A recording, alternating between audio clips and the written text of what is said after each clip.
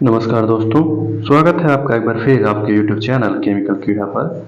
आज हम लेकर आए हैं सल्फ्यूरिक एसिड प्लांट, जिसके बारे में हम पढ़ेंगे कि सल्फ्यूरिक एसिड प्लांट को फैक्ट्री के अंदर कैसे बनाया जाता है। दोस्तों, इसके पहले हमारा केमिकल टेक्नोलॉजी में हमने अमोनिया, यूरिया और बाकी के प्लांट में कैसे वो केमिकल्स बनते हैं उसके बारे में हमने पहले वीडियो बना रखा है। अगर आपने नहीं देखा है अब तक तो प्लीज़ आप वीडियो को ज़रूर देखें। तो आइए हम शुरू करते हैं। इसमें टेबल ऑफ कंटेंट्स में क्या क्या है, सबसे पहले हम देखेंगे इंट्रोडक्शन, उसके बाद से केमिकल प्रॉपर्टीज, फिर raw material, chemical reaction, method of production, proceed, process description, uses of H2SO4 और थैंक यू। सबसे पहले हम देखेंगे इंट्रोडक्शन। तो सल्फ्यूरिक एसिड एक मिनरल एसिड है जिसका केमिकल फार्मूला H2SO4 होता है।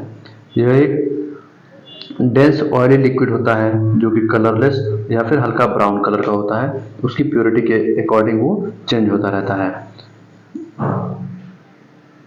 इसका जो टेस्ट होता है वो थोड़ा खट्टा रहता है। जब ये हाईली स्ट्रॉन्ग एसिड रहता है तो बहुत वायलेंट होता है, और वाटर में जैसे ही हम किसी भी एसिड को डालते हैं तो क्या उसके वेपर जनरेट होते हैं। ये क्या बहुत कोरोजिव होता है, ऑक्सीडाइज होता है और डिहाइड्रेटिंग एजेंट के रूप में इसको यूज किया जाता है। जिसके अंदर भी एसिड को डाला जाता है क्या करता है, वो इतनी हाईली हाइग्रोस्कोपिक नेचर का होता है कि उसके अंदर के वाटर को क्या करता है, ये एब्जॉर्ब कर लेता है। इसकी केमिकल प्रॉपर्टीज हम देखते हैं। तो इसकी केमिकल फार्मूला जो होता है वो H2SO4 होता है। मॉलिक्यूलर वेट 98.08 होता है। मेल्टिंग पॉइंट 10.5 डिग्री सेंटीग्रेड होता है और बॉइलिंग पॉइंट 340 डिग्री सेंटीग्रेड होता है। और सॉल्बिलिटी होता है, कम्प्लीटली मिक्सेबल होता है वाटर के अंदर। रॉ मटेरियल हम देखते हैं। रॉ मटेरियल में क्या है, हमारा मोल्टन सल्फर है और ड्राई एयर है। और कैटलिस्ट में हम V2O5 का कैटलिस्ट यूज करते हैं, जिसमें जो V2O5 का कंटेंट रहता है वो 6 से 7% रहता है। और मोल्टन सल्फर जो हम यूज करते हैं वो रोम्बिक सल्फर यूज करते हैं। हम देखते हैं इसका केमिकल रिएक्शन। इसमें सबसे पहले हम सल्फर को लेते हैं और उसमें हम ऑक्सीजन से रिएक्शन कराते हैं तो SO2 बनता है, जो कि हाईली एक्सोथर्मिक रिएक्शन है। इसमें बहुत ज़्यादा हीट निकलता है। फिर उसके बाद SO2 को हाफ O2 से रिएक्शन कराते हैं तो SO3 बनता है। ये भी एक तरह से एक्सोथर्मिक रिएक्शन है। फिर SO3 को H2O से हम क्या करते हैं, जब एब्जॉर्प्शन कराते हैं तो H2SO4 बनता है।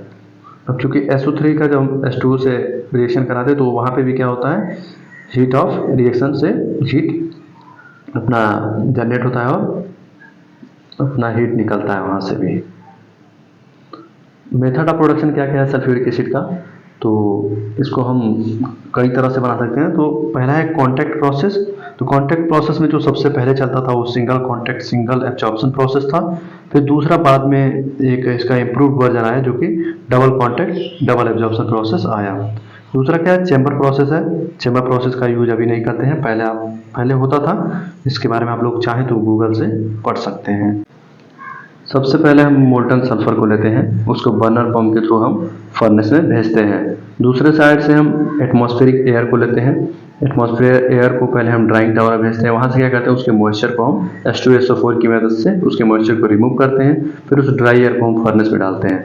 फर्नेस में ड्राई एयर और सल्फर मिलकर के SO2 का रिएक्शन होता है, जहाँ से उसका टेम्परेचर बहुत ज़्यादा बढ़ जाता है, जिसके हम उस गैस को बॉयलर के अंदर भेजते हैं।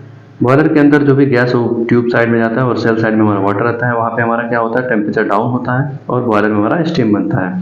फिर उस प्रोसेस गैस को हम गैस फिल्टर में ले जाते हैं, जिससे जो भी एसएस वगैरह रहते हैं वो गैस फिल्टर में ट्रैप हो जाते हैं। फिर आगे हमारा प्रोसेस गैस कन्वर्टर में जाता है, क्योंकि वो गैस में जो भी एसएस वगैरह रहेंगे वो V2O5 के बेड के ऊपर बैठ जाते हैं, जिससे रिएक्शन हमारा बराबर नहीं होता है।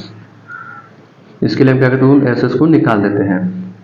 अब हमारा जो भी कन्वर्टर है, कन्वर्टर में जो बेड होता है V2O5 के बेड पे हम क्या करते हैं, प्रोसेस गैस को भेजते हैं, जहाँ पे हमारा SO2 का SO3 में कन्वर्जन होता है। कन्वर्जन के फलस्वरूप एक्सोथर्मिक रिएक्शन है, जिसके बाद रिएक्शन का होने के बाद टेम्परेचर काफ़ी बढ़ जाता है, जिसको हम बॉयलर 2 में लेके जाते हैं। बॉयलर 2 में इसका टेम्परेचर ड्रॉप करते हैं। उसके बाद से हम इसको अगले बेड में भेजते हैं। सेम वहाँ पे भी SO2 का जो रिएक्शन होता है SO3 में कन्वर्जन होता है, जिससे फिर उसका टेम्परेचर बढ़ता है। फिर उसको हम आगे बहुत सारे हीट एक्सचेंजर लगे होते हैं, जिससे उसका हम टेम्परेचर ड्रॉप करते हैं। टेम्परेचर ड्रॉप करने के बाद से हम उसको इंटरमीडिएट एब्जॉर्प्शन टावर में भेजते हैं। जहाँ पे हमारा नीचे से प्रोसेस गैस जाता है, ऊपर साइड से जो हमारा सर्कुलेशन एसिड है उसको हम बार बार सर्कुलेट करते रहते हैं, जिससे हमारा जो प्रोसेस गैस है उसका एब्जॉर्प्शन हो जाता है और हमारा H2SO4 बनता रहता है।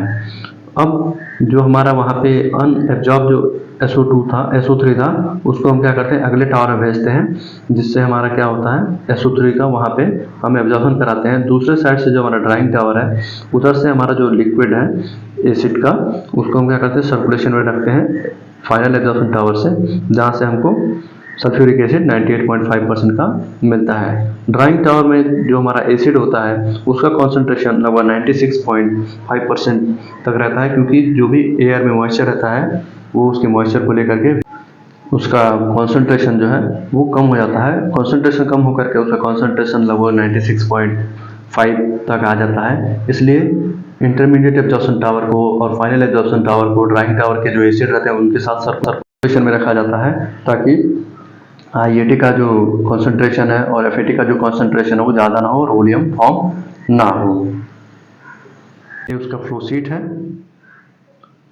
उसको आप लोग देख लीजिए। प्रोसेस डिस्क्रिप्शन है।